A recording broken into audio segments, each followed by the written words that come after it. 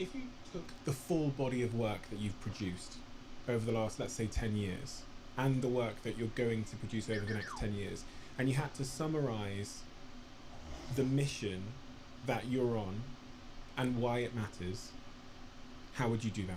Wow, that's a great question.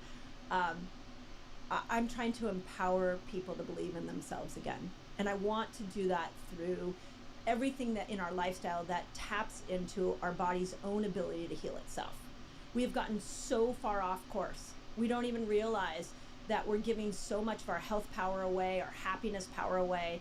And all we've got to do is come back home to ourselves and learn that every single thing inside of us, every cell, every neuron, everything is working for us, not against us.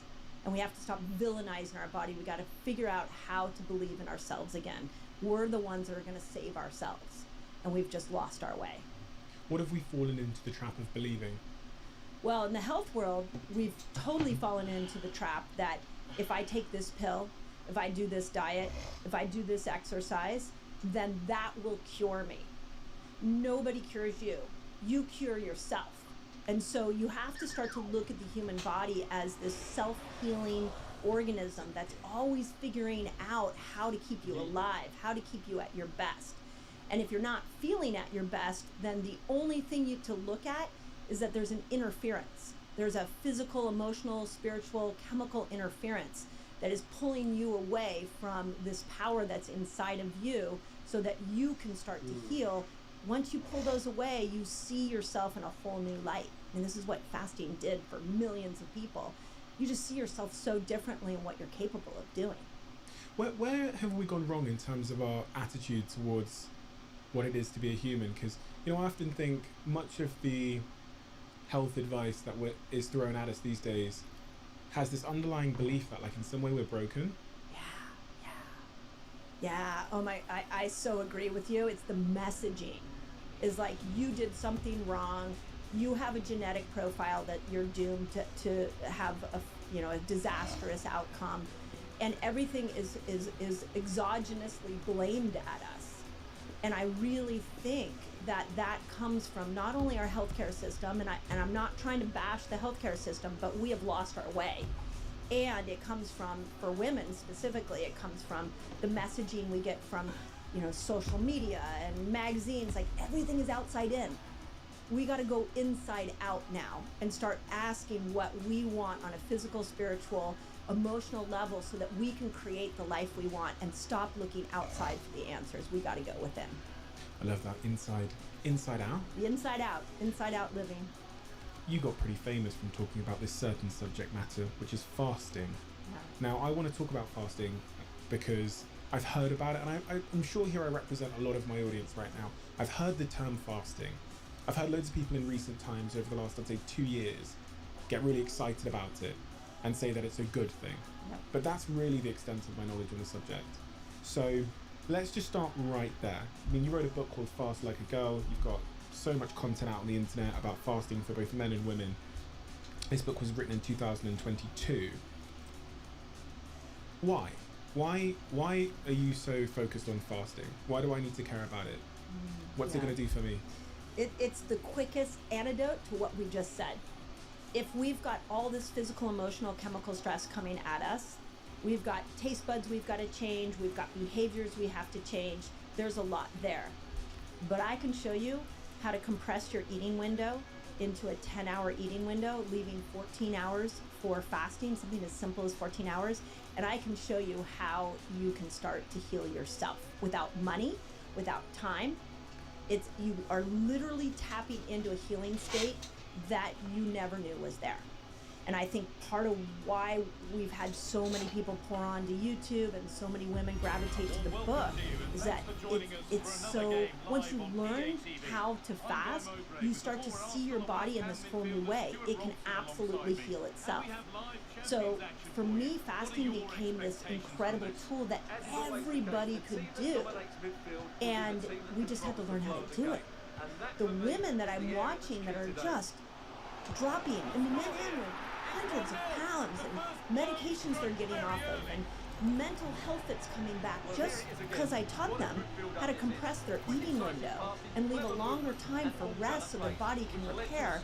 That is all each individual is doing that. I didn't do that. I'm the type of person that very much needs like stats to believe things. I'm one of those people. And once I've got the stats or some kind of like scientific evidence, then I'm all in. Beautiful. What do I need to know? From a scientific standpoint, what research has been done on fasting? Okay, so let's go through the basic principle of fasting, and I think this will help everybody. Is that you have two metabolisms. So you burn energy when you eat, and you burn energy when you don't eat. But they're two different mechanisms. So when you eat, like let's use myself as an example. I had eggs and some avocado for like around 11 o'clock today. So that's going to bring my blood sugar up.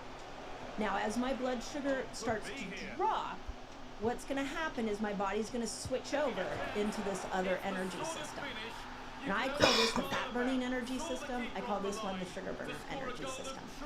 When it switches over into this fat burning energy system, it starts to make a byproduct called a ketone. And that ketone will go up into the brain and it starts to repair your brain. And what most people don't realize is your brain needs 50% ketones, 50% glucose. So you're giving a fuel source to your brain that it desperately needs, which is why people, when they fast, are like, their mental clarity goes up, their cognition improves, their brain fog goes away, because you're literally giving a fuel source to your brain that it may never have been given before. It takes about somewhere between 8 hours to metabolically switch over into this fat burning place. Okay, so if I'm doing a podcast and I want to be sharp, yes, I shouldn't eat 8 hours before. Yes. Fuck. Did you come back in 7 hours? 7 hours? Yeah, sure. I should have given you the memo before we got here. Yeah, so I think of it like a hybrid car. You know, you switch over into this fat burning place. So at 8 hours, you start to make the switch. By about 12 hours, your body's now starting to make a good dose of ketones. The brain is excited, so you're getting that mental clarity. Ketones turn off the hunger hormone. So you also, when you switch over, there's going to be a point in which you're not hungry. And that all happens at about 12 hours. But you're also, if you stay there a little longer, if you stay there and you go 14 hours, 15 hours. So check this out. Research shows at 15 hours, we see growth hormone go up. Okay, growth hormone is the hormone that keeps you young and helps you burn fat. We also see in men 1,300% increase in testosterone just from somewhere between a 13 to 15 hour fast. 13% increase in natural testosterone stores. And we can explain why that happens in a moment. And then we start to see inflammation go down. So all of a sudden, if you have people who have like joints that are hurting, they start doing 15 hours of fasting every day and they're like, God, you know, my joints just don't have that same stiffness in them anymore. But if you stay in that fasted window, you keep going 17 hours, your brilliant body turns within and it goes, wait a second, no food's coming in, we better get stronger. So it literally takes the bad cells, the cells that are slowing you down, the cells that are turning into cancer, and it gets rid of those. They're called senescent cells. And it literally recycles them out of your system, and it goes into the cells that are still usable, and it makes them stronger. It fixes the intercellular parts. We call that autophagy. And that actually was if you want stats, the Nobel Prize in 2015 by a Japanese scientist, Dr. Osumi. He won the Nobel Prize in Medicine and Physiology for this term called autophagy. And that's when you go without food, your cells will heal themselves. That was back in 2015. So I want to go into all of that. I want to start with why. Why does fasting help so much? And really, like, what I'm getting at there is if the effects of this are so profound in so many ways, then where did we go wrong? Because from what I, have been told, breakfast, lunch, dinner, and then maybe dessert, and then yeah, that's the narrative that I was brought up on. Yeah.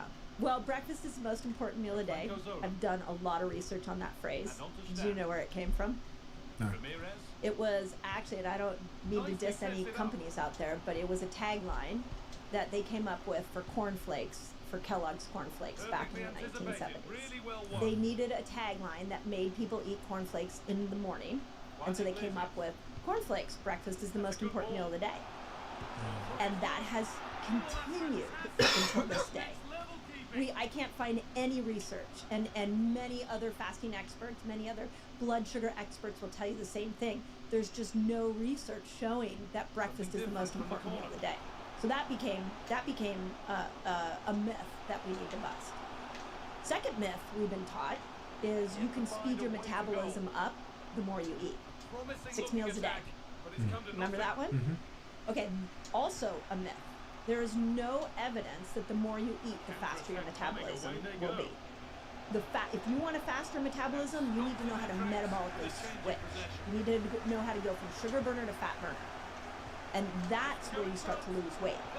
So that's the other myth that I feel like we have to break apart.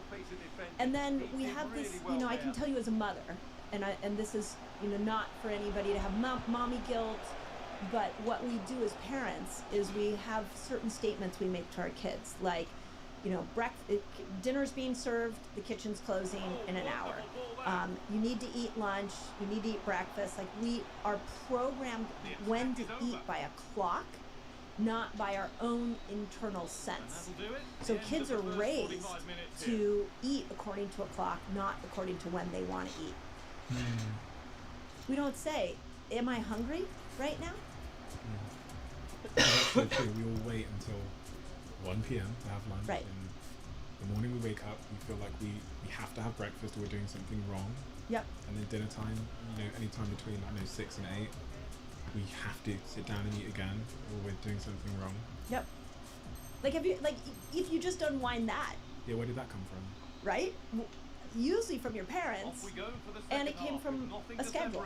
What did my ancestors do before my parents existed and the schedules existed? I can tell you exactly what they did. What did they do? They came out of the cave. I'm going to go back to our primal friends. Go back to our cave friends. They came out of a cave. They didn't have a refrigerator.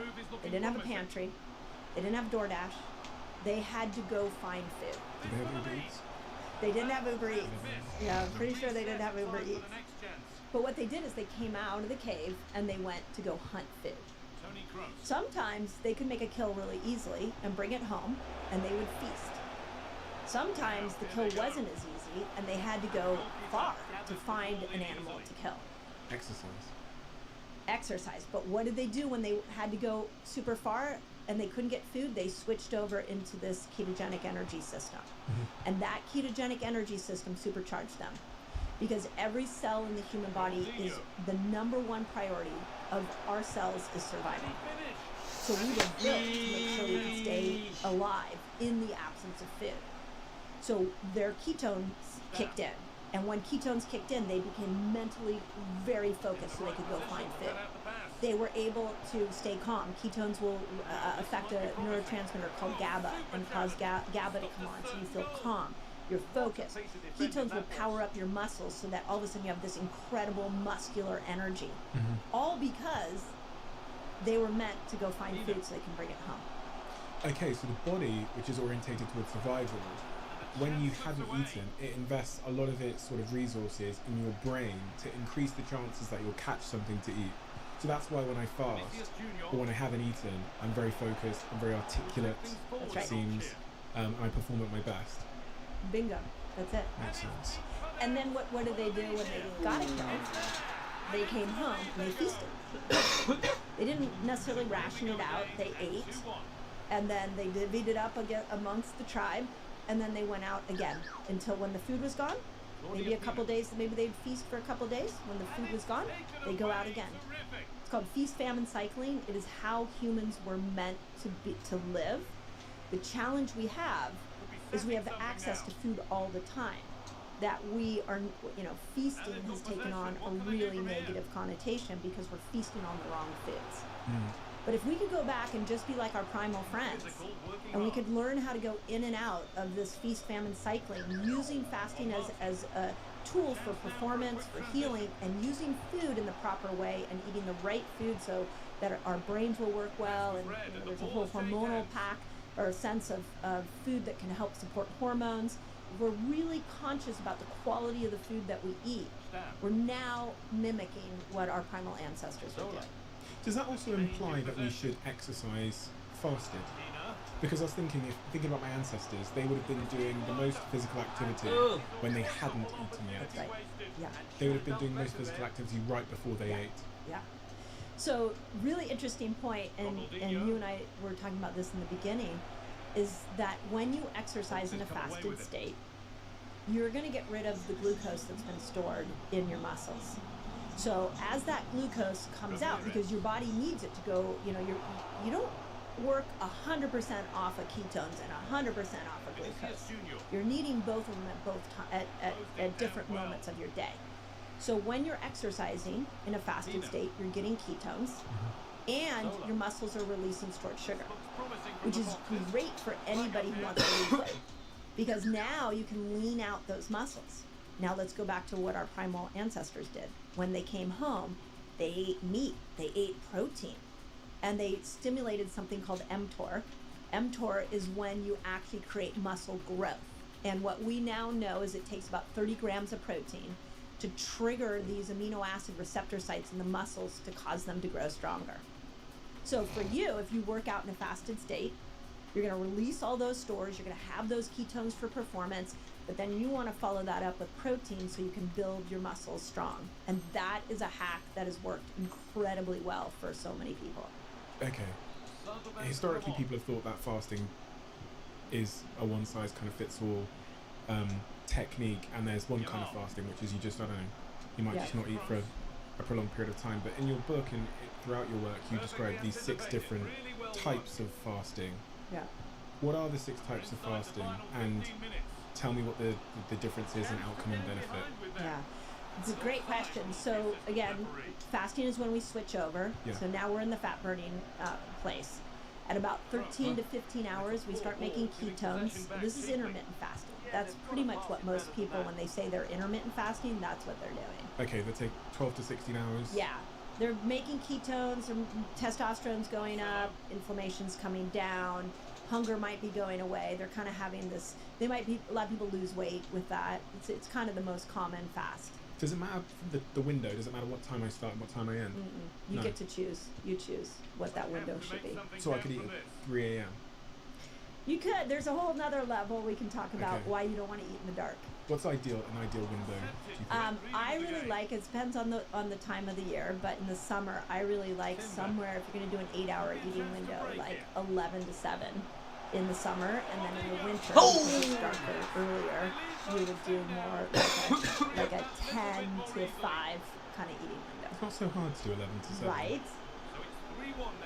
Not hard at all. Not hard at all. That's not fasting. That's just having a slightly later breakfast and a slightly earlier dinner. Yeah. But it's like being intentional, right? Yeah, exactly. Because you don't want to. You gotta keep blood sugar low. Otherwise, the minute blood sugar goes up, you're gonna switch over. Right.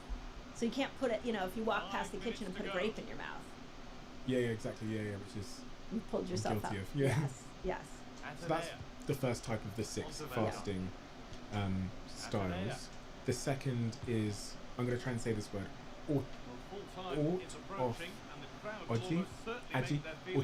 autophagy. One way of saying it, people either call it autophagy or autophagy. People say it different. You can tell me I said it I kind of landed on autophagy. I feel like autophagy is the best way to say it. Autophagy fasting, what's Yeah. that? So autophagy fasting is about 17 hours in without food. Your cells will turn within and they'll start to heal themselves. And that was what Dr. Osumi's big discovery is that the cells clean themselves up. So what's interesting on this one, and this is something I really want to get out into the world, is that when you stimulate autophagy, what you're doing is you're turning on the intelligence inside the cell, and that intelligence is looking around and it's going, hey, there's a virus, there's a bacteria, get them out. So let's push these infections out of the cell. that mitochondria, it's not working well. We need to repair it. That endoplasmic reticulum inside here, it's lagging. We need to fix it. So it literally goes in and fixes everything inside the cell just at 17 hours. But one of the greatest studies that I've seen in fasting was done during COVID. And it showed that if a virus comes into a cell that's in a state of autophagy, it can't replicate. Viruses have to live off of your energy system. So when viruses go into a cell that's laden with glucose, they have a party in there. They love that. They munch on that, and then they go out and they start replicating. If you were in a fasted state when a virus comes in, it can't replicate. There's nothing inside that cell for that virus to take over, and it dies. Why does that happen? What's the reason for that sort of the CEO within my cells looking around and saying, right, let's clean all this stuff up? Well, because once you've stimulated autophagy, there is one goal for that cell, and that is survival. So everything in there is on high alert. Okay. Everything is going to be in your survival interest. So a virus is not in your survival interest. So it pushes it out. So it's kind of like an emergency signal because there's not been food for a while. So it's kind of like the last attempt to do everything the body can to help you make it through this period of hunger. That's right. That's right. You've put yourself in this state of extreme healing. And it's all based off of this idea that your body wants to stay alive. Okay, so are you writing your book that that's good for balancing sex hormones and preventing colds? So yeah, with autophagy, it's great for preventing colds. Here's what's interesting about autophagy for sex hormones, is that the major part of your brain for both men and women that control all hormonal control is your hypothalamus and pituitary. That part of the brain does not have a blood-brain barrier, so it's very vulnerable to toxins. So whenever we have massive toxic exposure, that part of the brain starts to malfunction. We see this with polycystic ovarian syndrome, most common hormonal imbalance for women. Well, a lot of that is this imbalance of testosterone and estrogen, and there's a huge toxic piece that has destroyed or interfered with the part of the brain that controls hormones. So when we look at autophagy, there are certain parts of our system that are more easily influenced by autophagy than others. Well, it turns out the hypothalamus and the pituitary are easily influenced by autophagy and can repair themselves when they're in the state of autophagy. The other interesting cellular makeup that is highly influenced by autophagy are the cells around the testes and the cells around the ovaries. Those are the cells that are putting out sex hormones. And if that whole system is malfunctioning, when you go into a state of autophagy, those cells will respond and become better cells and be better at producing these hormones because of you dipping in and out of this state of autophagy. That really got me thinking, because I've been looking at a lot of companies from an investment standpoint at the moment that are trying to solve for this macro decline in male testosterone. Mm-hmm. You know, I had a few guests come on this podcast and tell me that male testosterone has been declining year over year, and then kind of paired with that, we're becoming more and more sexless. Our libidos seem to be in decline. Got a lot of close friends of mine that are taking certain hormonal supplements to try and get their libidos back up. And for the first time ever on a show called Dragon's Den that I'm on in the UK, we had someone come into the den for an investment that was producing a supplement to try and get our sex drives back. Feels like a big macro conversation that we're not having. And looking at your work and the work around you've done about fasting and what you said there, it seems like there could potentially be a link between the two. The ways we're living our life and what we're eating, and our decline in testosterone and our libidos. There's a beautiful book, I don't know if you've read it, called Countdown. And it's about the sperm counts going down across the world. And I actually brought her onto my podcast, the woman who wrote the book. And she said that there's one chemical that's reducing sperm counts more than any, and it's phthalates. And phthalates are in fragrances. They're in our colognes, they're in our perfumes, they're in our laundry detergents, they're in our air fresheners. They also are now infiltrated into our water. So they've infiltrated they're now being sprayed on our foods. Animals that are drinking the water have phthalates in them. So it's the number one toxin that's destroying testosterone levels. And it's a brilliant book that she wrote. You talk about in the Reset Factory, your first book from 2016, chapter 10, you said something which I hadn't quite appreciated. You said that even the things we put on our skin are absorbed into our body, and then they go directly into our bloodstream and into our kidneys. I didn't think, when I read that, it got me thinking, because there's so many things that I sort of unconsciously just spray on my body every day, and I never look at what's in them because I just think it's on the outside and it'll wash off. Yeah. But now you're saying that. Yeah. Your skin is a breathable organ. So it's going to push toxins out and it's going to take toxins in. So think about it, if you've ever eaten something that didn't react well with you, you might get a rash. That's your brilliant body trying to push that toxin out. But the same thing happens when you put something on your skin. It actually goes into your body. So a good general rule is if you aren't willing to eat it, don't put it on your skin. And beyond that, if we even look at the microbiome, you have bacteria on your skin that protect you. And that bacteria are actually talking to the bacteria in our gut. There's actually a connection between the two bacteria. So if you start putting things on your skin that destroy that microbiome, you're actually going to ultimately have an adverse effect on the microbiome in your gut. So what you put on your skin is massively important.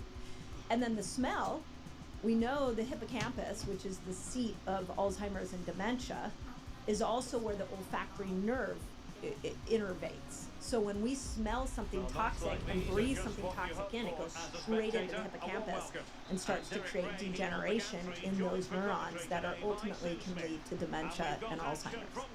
Toxicity is a huge human problem. Toxicity. When you say the word toxicity, how are you defining it? You're saying toxic chemicals that we introduce into our lives on our skin, consume, inhale, have around us. Bingo. And that are in our foods, etc. Yep, bingo. What are some of the most toxic chemicals or foods or products that we consume without thinking that you think we need to stop consuming on a day-to-day basis? Oh, but here's the easiest one is plastics. BPA plastic. They say that it's not a matter of if you have plastic in your body, it's a matter of how much.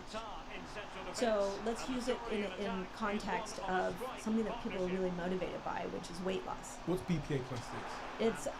It's a chemical within plastic that's within our water bottles. It's in our Tupperware. They actually they're saying that they're now in the microfibers of our clothes, and that's being washed out too. It gets really depressing when you start talking about toxins. It gets washed out into our oceans.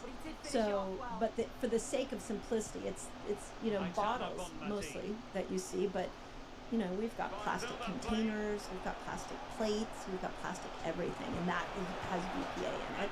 And that is a toxin that destroys human health. And the biggest and most interesting thing that BPA plastics do is there was a study around something called an agouti mouse. And they took this mouse that had a gene for obesity, and they were twins.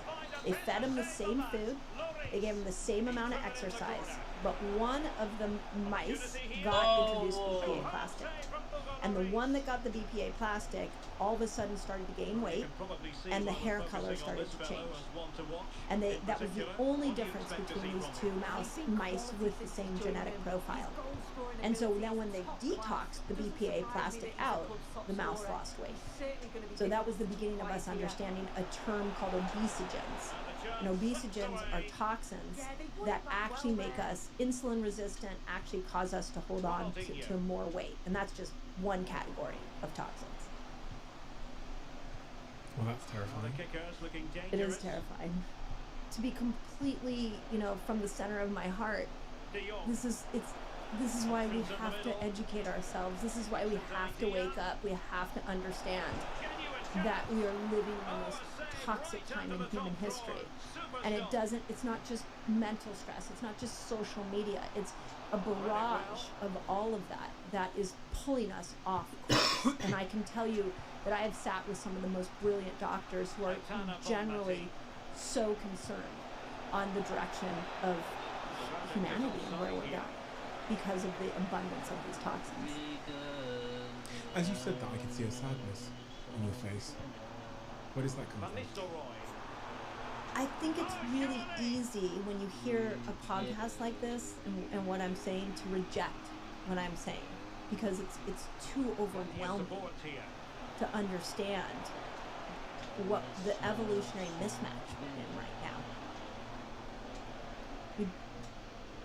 So many people are suffering, whether it's physical or mentally, and they don't realize that it's everything from the food to their shampoos to the plastic water bottles. It's so vast, and yet nobody's doing it.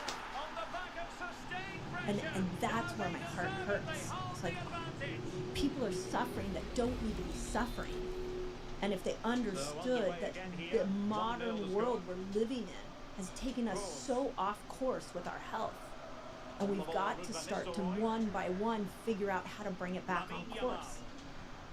And yesterday I sat with Dr. Dale Bredesen and interviewed him on my podcast. He wrote a book called The End of Alzheimer's, and he laid out 7 things that we need to do to stop Alzheimer's.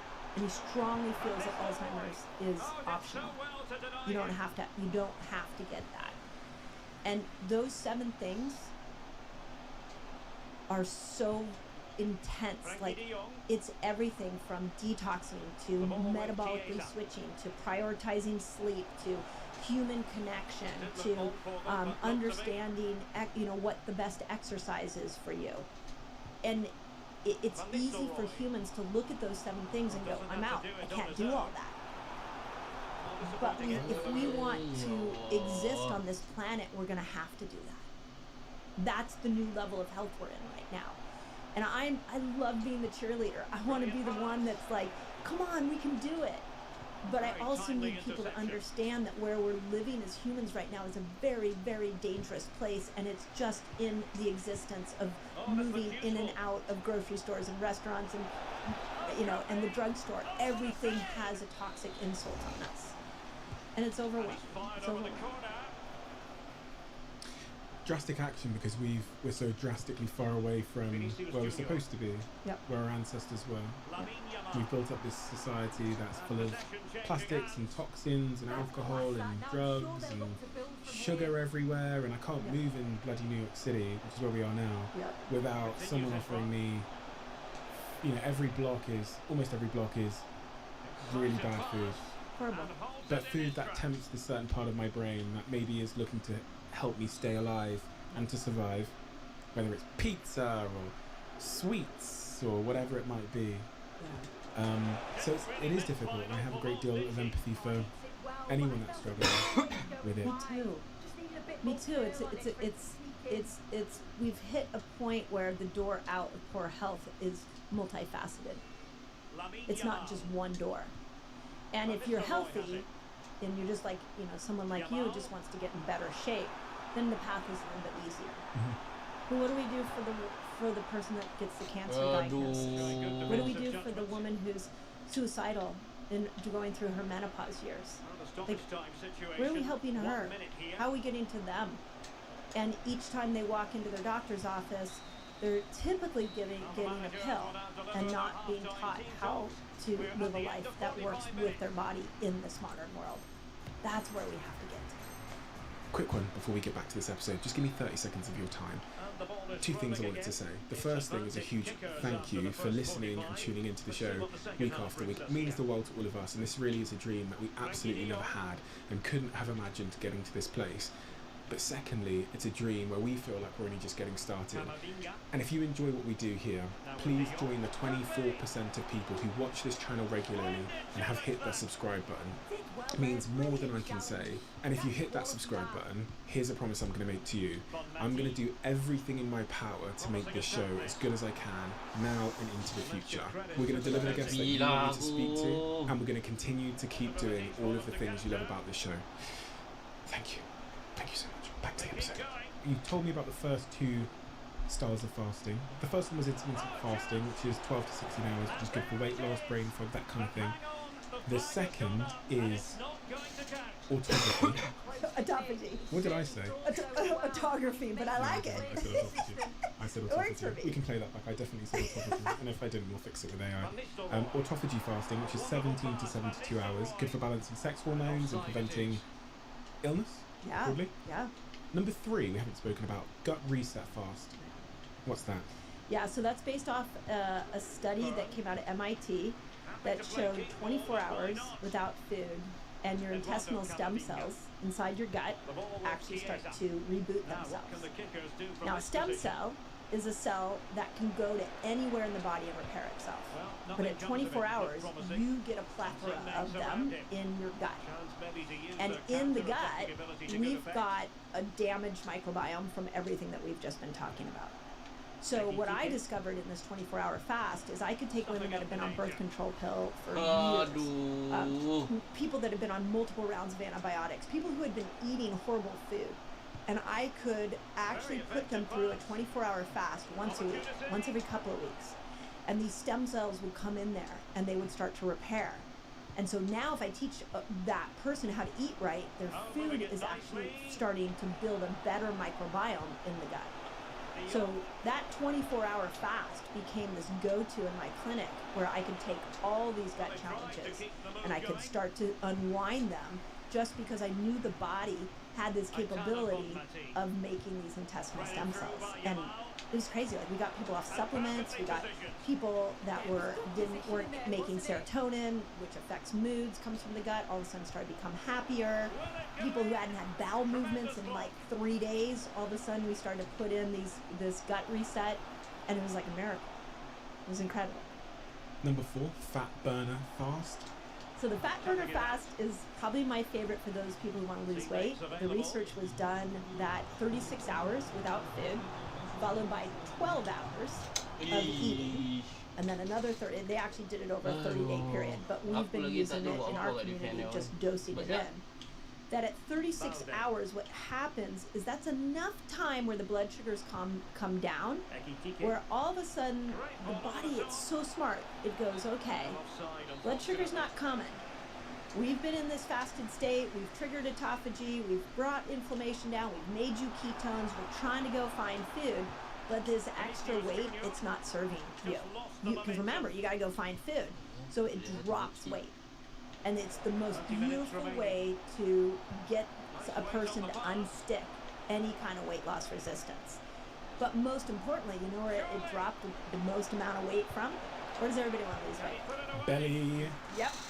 So it is the, I actually called it the fat burning, belly fat burning. Yeah. But yeah, and so that's what they showed, is that actually a 36-hour fast started to unstick weight loss, and it was started with weight around the belly. Number 5, the dopamine reset fast.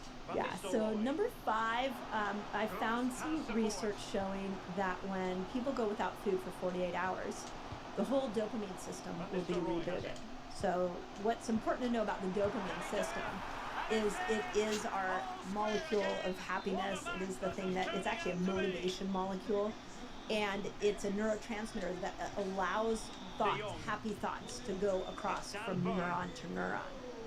And so what happens, and I'm sure you've talked about this on your podcast, that we're so dopamine saturated right now.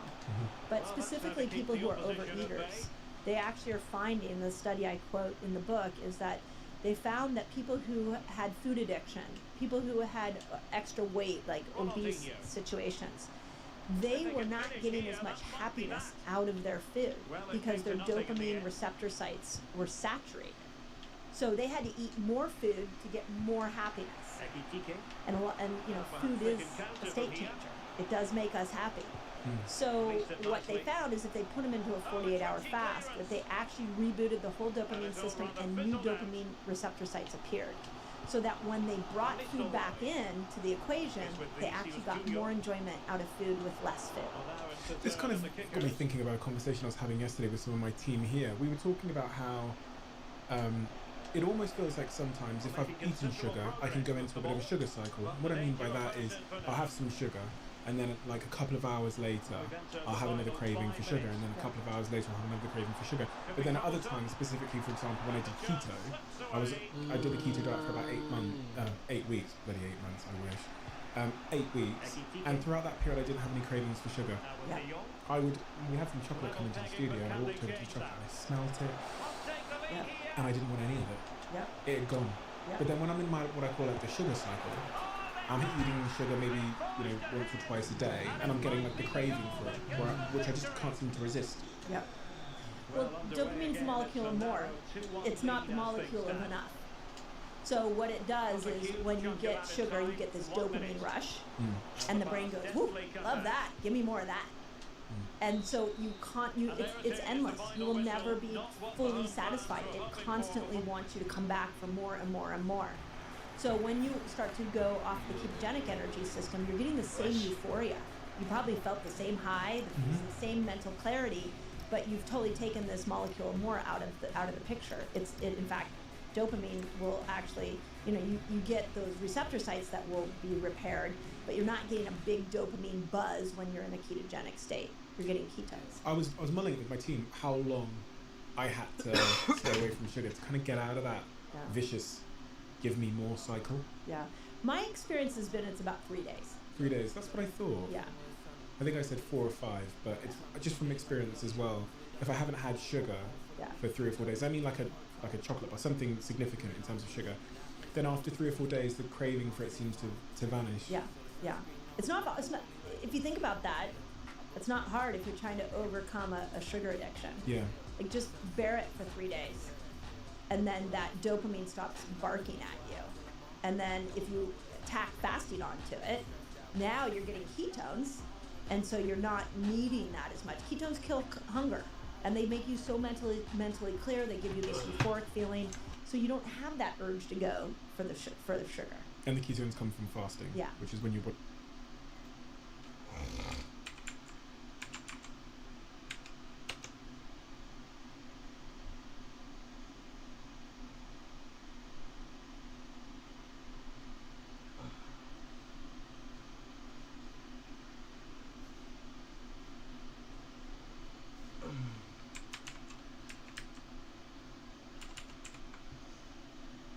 apa nama dia,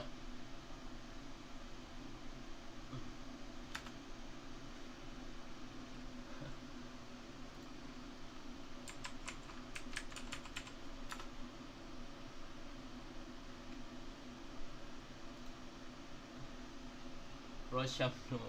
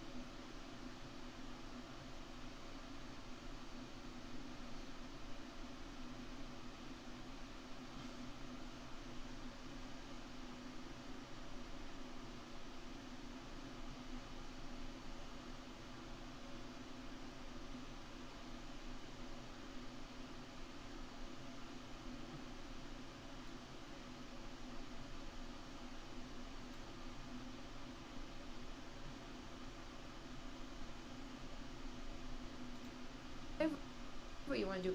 Dulu tak boleh. You only have me, myself and I, kan? Yeah. So you have to really be present and like hadir, like this is me. Yeah. Suka ke tak suka, this is me, this is my branding. Boleh tak? Which is true, sebab I rasa sekarang juga, even zaman sekarang bila kita keluar untuk pergi event ke apa, benda dah lain daripada dulu sebab kita dekat event pun kita asyik macam pegang phone. So macam mana nak like okay, someone singing and you're like part of your brain, like obviously sebelah kanan is like focus on, no, sebelah kiri is focus on holding the phone and then ambil proses tu. Sebelah kanan yang emosi ni je yang ambil masa nak feel vibe tu.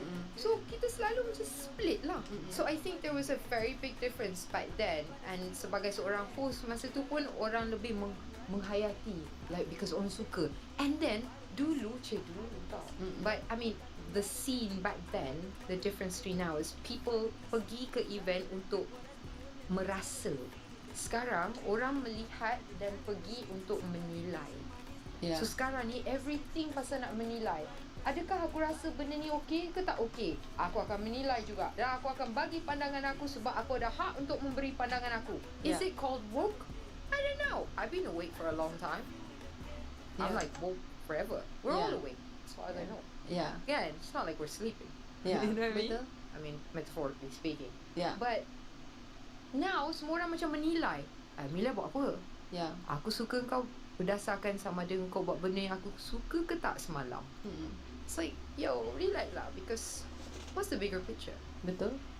Now I really sound like a Gen X or like a baby boomer. But I'm not actually. I've never boxed myself. I tak boleh label. I think kita suka label sekarang. Macam kalau perangai kau macam ni, engkau macam ni. Kalau perangai kau macam ni, engkau macam ni. Macam ada kotak untuk segala yang kita menilai. Sifat Padahal toleransi setiap kurang. orang tu boleh lompat je. Hari ni aku kat sini, esok aku kat situ. Yeah. Betul. You know? And I rasa macam you know, society as a whole kena macam menaikkan tahap toleransi kepada satu sama lain lah. Toleransi tu bermula dengan diri sendiri though. Do you know what I mean? Like, betul. kalau kita tak boleh tolerate diri kita sendiri pun, setakat nak tengok muka sendiri dalam mirror macam aku tak suka lah kau ni, kenapa kan? Then everybody yang you meet pun you akan rasa benda sama. Yeah. Actually, my question is, especially sebagai seorang host dalam konteks ni lah, sebab you did so much more than that. Kita akan touch sekejap lagi. But when you're hosting and you kena naik atas pentas and you kena menghiburkan semua orang, ataupun memeriahkan keadaan, tak kisahlah ada live audience ke tidak, dia jadi satu benda yang agak, I mean from my experience at least lah, kadang-kadang dia susah apabila kita tengah hadap benda-benda yang macam mencabar dalam kehidupan kita sendiri. Bila kita naik atas pentas, macam mana akak macam separatekan emosi akak sendiri, dan especially macam during masa yang macam you were working every day naik pentas, every day menghiburkan keadaan, akak ada masa tak untuk buat macam your own emotional cleansing, untuk make sure Tak you ada. know, tak ada. No. How did you do it? You kena banyak menyimpan. Yeah. So I think skills yang kita dapat kalau kita ada fokus, Amelia, it's like you know what you want tau. Macam you work backwards. So macam kalau aku nak dapat ni, aku kena ambil steps macam ni. You go back. So you don't go ABC, you go CBA. Yeah. So what I mean from that is, kalau you ada end goal selalu, you can get to anything now. Memang susah. Like sama yang kerja kat office ke kerja kat mana pun, benda yang kita mengalami kat rumah kita tak boleh bawa ke kerja kan. But of course, sebagai seorang penghibur, kena sentiasa nampak cantik, handsome, good looking, whatever, ceria. That's an extra layer yang susah. So kena pakai topeng. Like obviously metaphorically speaking, topeng meaning a mask. You gotta mask your emotions really well. Tapi ada price to pay, because nobody can mask their true selves for a very long time. Dia macam tak sustainable. Lama-lama akan hancur juga ataupun akan runtuh. So a lot of people say, I didn't see it coming, like my nervous breakdown or your drug addiction or your marriage failure. But actually it's a long time coming. It's just that kita tak address benda tu. You know, Ada banyak macam warning signs yang so I never did cleansing. So my outlet was karate and exercise, and I selalu menyusun. I memang kaki menyusun, like Isnin sampai Ahad, setiap jam apa I akan buat. It's not controlling. It's just I want to know, so ada goal. organized. Yeah, but it wasn't easy. I mean, I paid the price in 2019. Lama kan? Yeah. So 25 years of menyusun dan menyimpan. Akhirnya 2019, after I gave birth, benda tu semua hancur lah. Dari segi 25 crack years. sekejap lah. Like your Yeah. brain just goes, oh, whoa, Yeah. burn out. Yeah. Yeah, so 25 years I rasa is a really long time, and lebih lama dari kebanyakan orang mampu lah untuk, you know, yeah. simpan semua. I think a lot of people also don't know, masa tu I seorang kat Malaysia ni. My whole family kat luar negara. So I kat Malaysia seorang, lepas tu I pergi shooting. Lepas tu setiap malam tu ada few years tu, setiap malam ada MC job. MC job pukul 8 sampai pukul 1 pagi. Lepas tu shooting film start pukul 6 pagi, buat makeup start rolling pukul 7.30 pagi sampai pukul 3-4 petang. Makan in between je. Lepas tu malam tu ada MC job ataupun ada shooting atau promo untuk filem yang sebelum tu. Lepas tu nak nyanyi pula tu. Pandai kan? Kau biar So, baca. kenapa lah? Orang selalu tanya kenapa. Tapi I tak boleh nak jawab. Because kenapa tu masa tu jawapan dia lain dengan kenapa sekarang. Yeah. So kenapa untuk setiap orang berubah mengikut situasi hidup. Kenapa masa umur I 19? Sebab I nak duit. Sebab I nak beli barang untuk my family.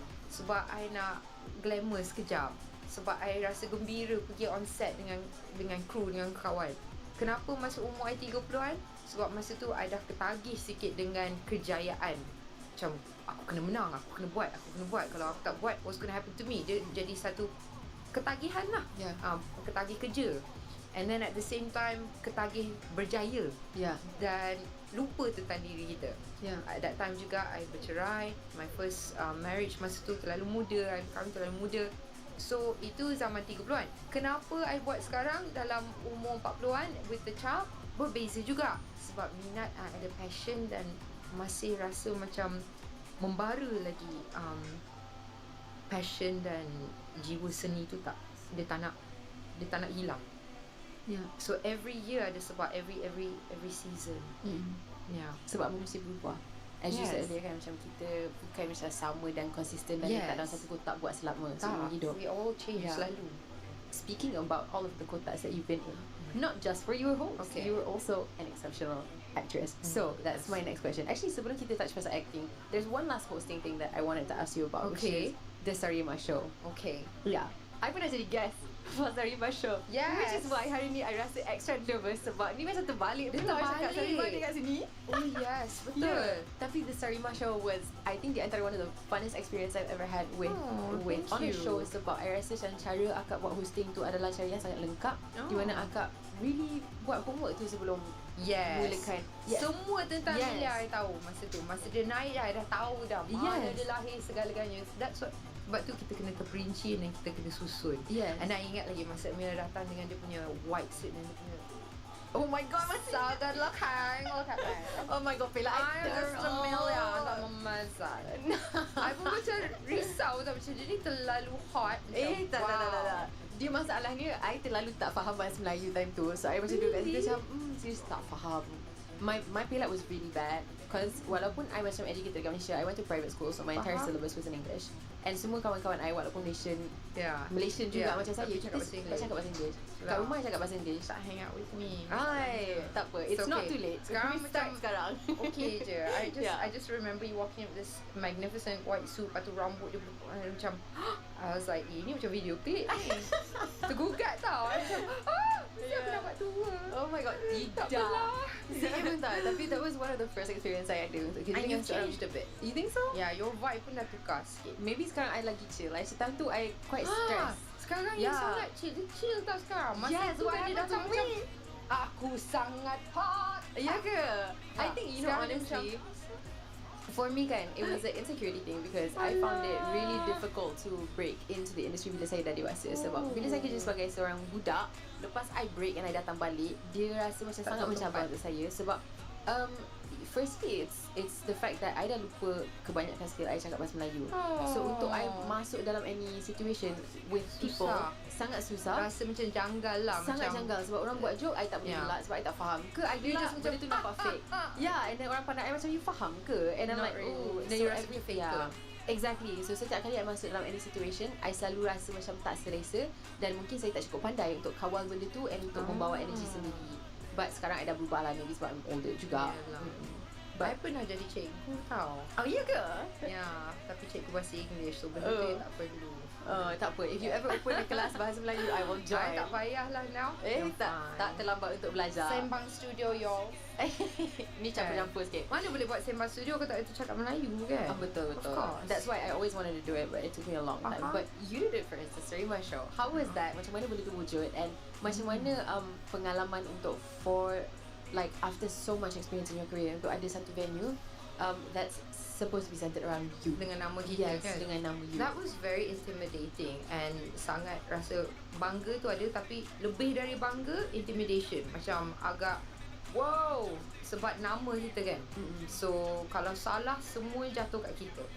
So dari segi production, dari segi creativity, dari segi rupa, because it was as you said, it's like a benchmark show. Before that, after that came the Alif Satar show, the Sherry show, whatnot kan. So the Sarima show was the first one. So there was a lot of pressure. But I enjoyed it. I mean at the time, of course, format dia tak begitu jelas because tak ada reference. Dengan budget kat Malaysia ni, budget kita bukan macam Ellen's like $3 million US setiap episode. Kita pun 300,000 pun tak sampai untuk satu season kan. So itu adalah kenyataan, and then kita kena terima dan kita kena adjust lah kita punya expectations. So it was wonderful though. I mean, I have to say, when I look back on it, bila tengok balik poster tu macam nama kita kot. Yeah, Okay, which is nanti awesome. bila Sophia dah besar, I'll be like, Mommy had her own show. Yeah, that's Yeah. it's such a big deal. And it was very big. Yeah, I enjoyed it. A lot of people like, kenapa tak buat season 2, season 3? Tapi kita, one thing about having a long term plan is you need to know bila dah sampai ke satu bukan tahap, tapi bila kita dah achieve sesuatu in our mind, kalau benda tu bagus ataupun tak bagus, kita kena jujur dengan diri sendiri, and kita kena tahu bila dah dah sampai masanya untuk kita move on. Sama ada dalam kehidupan peribadi ataupun kerjaya, kita tahu okay, benda ni sampai ke sini sahaja, and then sebab-sebab dia kita tahulah. Tapi kita respectfully move on. You know, kita jangan buat hal. I memang tak suka buat hal lah. Tak ada kontroversi apa-apa pun. Yeah. Tak suka gaduh. I gaduh dalam karate class je. I think it's sebab ada outlet tu kan. Untuk macam kalau kita ada apa-apa perasaan, kena keluar dekat Kan? tempat yang avenue yang betul. Tapi dulu tak ada social media. Oh betul. So I don't know, kalau dulu dengan masalah yang I pernah experience on set ke apa ke dengan sesiapa, mana tahu masa tu terus like week ke apa kan. I don't know. It's hard to say. Has it been susah tak untuk macam transition dari tempoh di mana macam when you were very very very active sebelum your family and becoming a mom and everything, tak ada social media. Sekarang bila you're easing back into it, I think after your daughter, it's like sekarang dah ada social media, and benda tu jadi satu tanggungjawab juga untuk seorang Betul. pengguru. I jenis yang macam the temptation to look at numbers is there, sebab semua orang tengok aku tak ada 1 juta followers, so that means aku tak relevant lagi kan.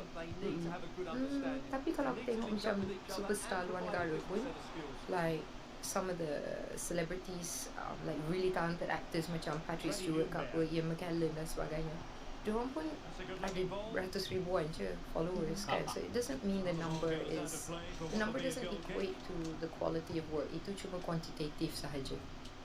Betul. And apa yang saya boleh katakan is, just because you have a lot of followers on Instagram, tak semestinya macam in real life orang kenal Lagi siapa. satu, kalau kita banyak followers, mungkin antara followers tu most of them tak suka kita. Ada juga So macam yang mana? tu. So let's say, like, so macam mana kita nak quantify benda tu? You know, because a lot of people that don't like you will follow you too, right? Because they want to know what you're doing. So I don't think it's a healthy gauge of self-worth. Betul? So macam mana kita nak menilai macam, aku ada banyak followers tu. Macam dulu kita dapat surat, okay? So we'll get a pile of letters kan. Out of all the letters dulu, 90% were good letters. So macam, Saibah, I love you, kan? Yeah. Hantar gambar dia semua. Ada 10% yang macam, suka you lah. Tapi 10% je. Sebab dulu susah nak hantar surat, nak kena tulis kan, macam penat. Like Hantar surat tu akan suka you, that's a lot of effort. Yeah, post office. Now it's just like, ding, ding, ding, I don't cancel you. Yeah. How can you cancel me? Like, dude, the parents What do gave you birth to me. mean? It's a bit Yeah. late to cancel me. Betul? I'm still here. Yes, I'm gonna borrow that. Sorry. Yeah. You kind of came 40-something years late. Yeah. Sometimes kan, tak, the terminology is agak kelakar lah. Kan? Cancelling I'm kind of still gonna idea. cancel you right now. Yeah. I'm Sorry, still here. I'll just I'm bye still now. here. I guess I'm gonna go back Yeah. home. See you later. Yeah. Yeah. Okay, so kembali kepada your career, you also did acting, which I mentioned earlier. Yeah. And your first one was Putri Impian 2, the Yeah. film. And macam mana you transition, I guess, from the commercials and the acting there to acting in a film and stuff. What was the experience like for you? Did you enjoy acting? Very much. Cuma menunggu je. Menunggu tu je yang tak suka kan. Tapi itu part of the process. Dan sebenarnya kalau kita pandai guna masa menunggu tu untuk menjiwai watak and then buat homework, benda tu jadi tak wasted. I learned that lah. But it's easier said than done lah orang kata kan. Kesabaran tu kena tinggi. Jadi pelakon komersial nak masuk ke filem, was fun. Tapi susah because bayaran untuk commercial tinggi kan, as you know. And then masuk filem macam bayaran dia macam sikit tapi kerja dia banyak Ya, kan. lebih. So it was a very like more like a mental transition that I had to make. Oh. But I love acting because I acted sejak zaman sekolah. Masa tu I dah jadi pelakon teater dan sebagainya. Yeah. So it was like a natural thing for me, and then dapat share the screen dengan Amy Masura was Yeah. like wow, you know, I rasa kecil sangat masa tu dengan Amy Masura kan. I rasa, siapa lah ini kan. Yeah. Masa pergi tour untuk Puteri Impian 2. Yeah. Masa dulu kita orang buat tour tau, naik bas 3 minggu pergi ke panggung semua kan. Yeah. Those were the best days. Those were the best days sebab tidur on bas what not, jadi kawan, jadi macam really rapat kan. Turun dari bas semua kan, like Amy Mastura semua peminat dia macam Mary! You know, and then I pula yang macam over pula macam hi semua, sorry ma, you will remember me. Macam over sangat. Tapi I think itu semua masa tu insecure, and then kita nak bina nama, so I try to make an impact lah. Yeah. Faham? So so alhamdulillah ada impact dia juga dari situ, and then it continued on lah. It didn't stop. Yeah, and Yeah. I think actually something else yang sangat impactful yang you pernah buat is one of your songs, I think, which is like the anthem. Oh my goodness. So this is in 2001. your music career. What year was it? 2001. Kini Kau Tiada was like one of the most iconic songs. It's one of those. It's like a Rick Astley. It's turning into Rick Astley now. it's definitely Everyone, people get Rick rolled, they're gonna get Sar rolled. In time, rolled. or you know, it's So just gonna hashtag Sar turn rolled. into something. Yeah. Because it just made like a comeback by itself. Yeah. Okay, so that's I think my next question is pasal lagu tu. Macam mana lagu